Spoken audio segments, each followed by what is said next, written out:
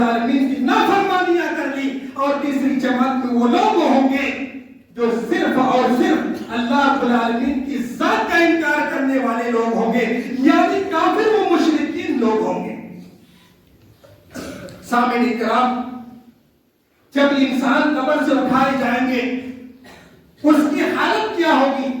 اس کی کیا پوزیشن ہوگی؟ کیا ویسے ہی وہ اٹھائے جائیں گے جس طریقے سے ہم نے اسے کفن کیا تھا، جس طریقے سے ہم نے اسے دفن کیا تھا، کفن کے ساتھ اٹھائے جائیں گے؟ نہیں میرے بھائیوں، حضرت عبداللہ بن عباس رضی اللہ تعالیٰ عنہ بیان فرماتے ہیں کہ ایک دفعہ اللہ کے رسول صلی اللہ علیہ وسلم مجلس کے مابین کھڑے ہوئے اور ہمیں واعظ و نصیحت کرتے ہوئے کہا کہ اے لوگوں خبردار ہو جاؤ، قیامت کے روز تم لوگ اللہ رب العالمین کے سامنے ننگے پیر، ننگے بدن اور غیر مختون حالت میں اکٹھا کیے جاؤ گے۔ پھر اللہ کے رسول صلی اللہ علیہ وسلم نے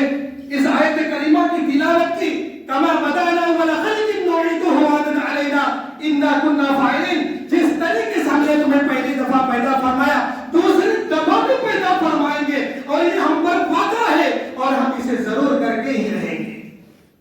اس کے بعد آپ صلی اللہ علیہ وسلم نے فرمایا کہ اے لوگوں خبردار ہو جاؤ، قیامت کے روز سب سے پہلے حضرت ابراہیم علیہ السلام کو لباس پہنایا جائے گا، اور میری امت کے کچھ لوگوں کو بائیں طرف سے لے جایا جائے گا۔ میں کہوں گا اے اللہ یہ تم میری امت کے کچھ لوگ ہیں۔ اللہ تعالیٰ فرمائے گا اے محمد صلی اللہ علیہ وسلم آپ کو نہیں معلوم ہے آپ کے گزر جانے کے بعد، آپ کے انتقال ہو جانے کے بعد یہ وہ لوگ تھے جنہوں نے دین اسلام کے اندر نئی نئی بدعات کو ایجاد کیا، جس کی وجہ سے آج فرشتے اس کو پکڑ کر کے جہنم کی طرف لے جا رہے ہیں۔ چنانچہ آپ صلی اللہ علیہ وسلم نے فرمایا کہ میں اسی طرح فرماؤں گا جس طریقے سے حضرت عیسیٰ علیہ السلام نے فرمایا تھا کہ اللہ جب تک میں ان لوگوں میں موجود تھا ان لوگوں پر گواہ بنا رہا، لیکن جب تو نے مجھے فوت دے دی اس کے بعد تو ہی گواہ ہے، تو ہر چیز پر گواہ ہے، یہ تیرے بندے ہیں، اگر تو چاہے تو معاف کر دے اور اگر تو چاہے تو اسے عذاب دے دے۔ اس حدیث سے پتہ ہی چلا کہ جب ہم قبر سے اٹھائے جائیں گے اس وقت ہماری کیا پوزیشن ہوگی۔ ہماری پوزیشن کیا ہوگی کہ ہم ننگے ہوں گے، ویسے ہی جیسے کوئی بچہ ماں کے پیٹ سے پیدا ہو کے آتا ہے۔ اما عائشہ صدیقہ رضی اللہ تعالی عنہا ایک دوسری روایت کے اندر بیان فرماتی ہے اللہ کے رسول صلی اللہ علیہ وسلم نے ارشاد فرمایا یحشر الناس یوم القیامہ حفاة عراة غرلا، کہ قیامت کے روز تم لوگ ننگے پیر، ننگے بدن، غیر مختون حالت میں اٹھائے جاؤ گے۔ اما عائشہ رضی اللہ تعالیٰ عنہ کہتی ہے فقلت یا رسول اللہ، میں نے کہا کہ اللہ کے رسول صلی اللہ علیہ وسلم الرجال والنساء جميعا، کیا سارے کے سارے مرد، سارے کی ساری عورت اکٹھا ہوں گے، کیا بعض کو دیکھ رہے ہوں گے؟ اللہ کے رسول صلی اللہ علیہ وسلم نے ارشاد فرمایا یا عائشہ الامر اشد من ان ينظر بعضكم لبعض، کہ اس دن کا معاملہ بعض کو بعض کی طرف دیکھنے سے کہیں زیادہ سخت ہوگا، کسی کو فرصت نہیں ہوگی کہ بعض کو دیکھے۔ حضرت عبداللہ بن عباس رضی اللہ تعالیٰ عنہ ایک تیسری روایت کے اندر ارشاد فرماتے ہیں کہ اللہ کے رسول صلی اللہ علیہ وسلم نے ارشاد فرمایا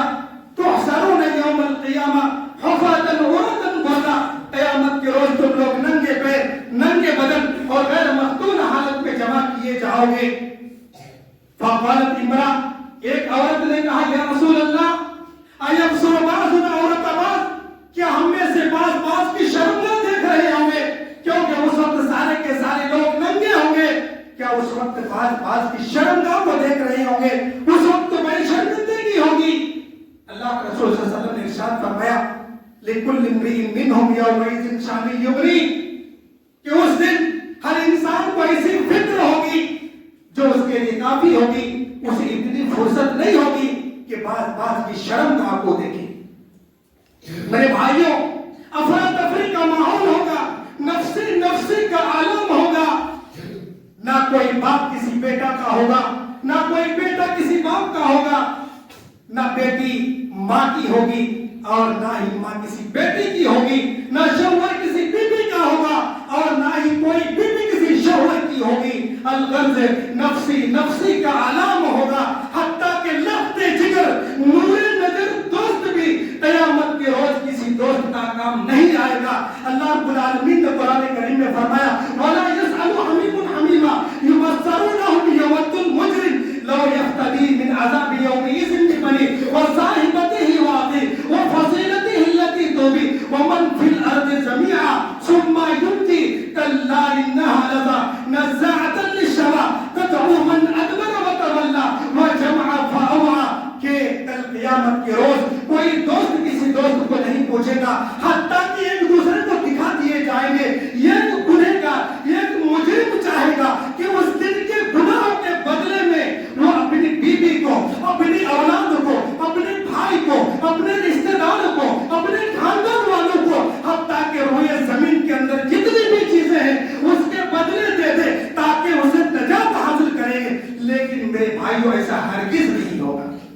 یقیناً وہ شعلہ والی آگ ہوگی جو انسان کے سر کی کھال، انسان کے منہ کی کھال کو کھینچ کر جمع کر دینے والی ہوگی، اور ہر اس شخص کو پکارے گی جو منہ موڑے گا اور پیچھے ہٹے گا۔ اللہ رب العالمین نے دوسری جگہ ارشاد فرمایا فَإِذَا جَاءَتِ الصَّاخَّةُ يَوْمَ يَفِرُّ الْمَرْءُ مِنْ أَخِيهِ وَأُمِّهِ وَأَبِيهِ وَصَاحِبَتِهِ وَبَنِيهِ لِكُلِّ امْرِئٍ مِّنْهُمْ يَوْمَئِذٍ شَأْنٌ يُغْنِيهِ کہ جب کان بار کر دینے والی قیامت آ جائے گی، اس دن ہر شخص اپنے بھائی سے،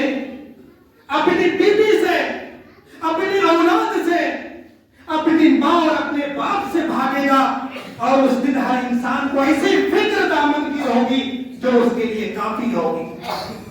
حضرت ابو ہریرہ رضی اللہ تعالیٰ عنہ بیان فرماتے ہیں کہ جب اللہ کے رسول صلی اللہ علیہ وسلم پر یہ آیت کریمہ نازل ہوئی وَأَنذِرْ عَشِيرَتَكَ الْأَقْرَبِينَ کہ آپ اپنے قریبی رشتہ داروں کو ڈرائیے، اللہ کے رسول صلی اللہ علیہ وسلم نے قریش کے تمام لوگوں کو مخاطب کرتے ہوئے کہا تھا اے قریش کی جماعت سنو، تم اپنی فکر اسی دنیا میں کر لو، قیامت کے روز میں تمہارا کوئی کام نہیں آؤں گا۔ اے بنو عبد مناف تم بھی اپنی فکر اسی دنیا میں کر لو، قیامت کے روز میں تمہارا کوئی کام نہیں آؤں گا۔ اے عباس بن عبد المطلب اے میرے چچا تم بھی اپنی فکر اسی دنیا میں کر لو، قیامت کے روز میں تمہارا کوئی کام نہیں آؤں گا۔ اے فاطمہ بنت عبد المطلب اے میری پھوپھی اپنی فکر اسی دنیا میں کر لو، قیامت کے روز میں تمہارا کوئی کام نہیں آؤں گا۔ اے فاطمہ بنت محمد صلی اللہ علیہ وسلم اے میری لخت جگر نور نظر بیٹی جو کچھ مانگنا ہو مجھ سے اسی دنیا میں مانگ لو، کل قیامت کے روز میں تمہارا کوئی کام نہیں آؤں گا۔ اس حدیث پر ذرا غور کیجئے کہ اللہ کے رسول صلی اللہ علیہ وسلم جب اپنے لخت جگر نور نظر بیٹی کے کام نہیں آئیں گے تو کوئی عام انسان کسی باپ کے یا کوئی بیٹا کسی باپ کے کیسے کام آ سکتا ہے؟ میرے بھائیوں یقیناً وہ عظیم دن ہوگا جب یہ سورج 1 میل کے فاصلے پر ہوگا، سورج کی گرمی کی شدت کی وجہ سے ہر انسان اپنے اپنے گناہوں کے پاداش میں کسی کا پسینہ ٹکنے، کسی کا پسینہ گھٹنے، کسی کا پسینہ اس کے کوٹ تو کسی کا پسینہ اس کے منہ کو لگا رہا ہوگا۔ میرے بھائیوں حدیث کے اندر ہے کہ کسی کا پسینہ 70 ہاتھ تک پھیلا ہوا ہوگا اور اس کے منہ کو لگام لگا رہا ہوگا۔ ذرا غور کیجئے جب قیامت قائم ہوگی اس وقت ہماری حالت کیا ہوگی؟ جب قیامت قائم ہوگی اس وقت ہمارا عالم کیا ہوگا؟ یقیناً وہ عظیم دن ہوگا جس دن ایک دودھ پلاتی ماں اپنے بچے کو بھول جائے گی، جس دن ایک حمل والی عورت اپنے حمل کو ثابت کر دے گی اور ایسا لگے گا کہ لوگ نشے کی حالت میں ہیں حالانکہ لوگ نشے کی حالت میں نہیں ہوں گے۔ میرے بھائیوں اس دن کی سختی سے اگر ہم بچ سکتے ہیں تو ایک ہی راستہ ہے اور وہ راستہ ہے اللہ اور اس کے رسول کی اطاعت و فرما برداری اور اس کی نافرمانی سے اجتناب کرنا۔ اسی لیے کہ وہ ایسا دن ہوگا نہ تو کوئی دوست کسی دوست کا کام آئے گا اور نہ ہی کوئی باپ کسی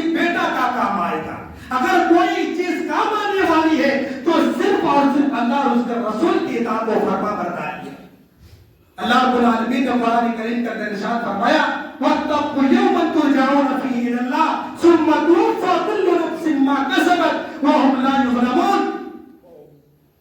کہ اس دن سے ڈرو جس دن تم تمام کے تمام لوگ اللہ رب العالمین کے سامنے حاضر کیے جاؤ گے اور تمام کے تمام لوگوں کو اس کا پورا پورا بدلہ دیا جائے گا اور کسی طرح کی کوئی ظلم و زیادتی نہیں ہوگی۔ میرے بھائیوں، اس دن کی سختی سے کیسے بچ سکتے ہیں، اس دن کی ہولناکی سے کیسے بچ سکتے ہیں، آئیے میں آپ کو بتاتا چلوں۔ اللہ کے رسول صلی اللہ علیہ وسلم نے ارشاد فرمایا اگر کوئی مسلمان پریشان ہے تو اس کی پریشانی کو دور کر دیا جائے، اللہ رب العالمین قیامت کے دن آپ کی پریشانی کو دور فرما لے گا۔ اللہ کے رسول صلی اللہ علیہ وسلم نے ارشاد فرمایا من نفس عن مسلم قربة من قرب الدنیا نفس اللہ عنہ قربة من قرب یوم القیامہ، جو شخص کسی مسلمان کی پریشانیوں میں سے کسی ایک پریشانی کو اس دنیا کے اندر ختم کر دے گا، اللہ رب العالمین قیامت کے دن اس کی پریشانیوں میں سے ایک پریشانی کو ختم کر دے گا۔ ابو مسعود رضی اللہ تعالیٰ عنہ بیان فرماتے ہیں ایک دفعہ اللہ کے رسول صلی اللہ علیہ وسلم نے ارشاد فرمایا تم سے پہلے کے لوگوں میں ایک ایسا شخص تھا جس کے کھاتے میں کوئی کار خیر نہیں تھا سوائے اس بات کے کہ وہ لوگوں کے ساتھ مل جل کے رہتا تھا اور اپنے نوکروں کو حکم دیتا تھا کہ تنگ دست پر آسانی فرما دیا کرنا،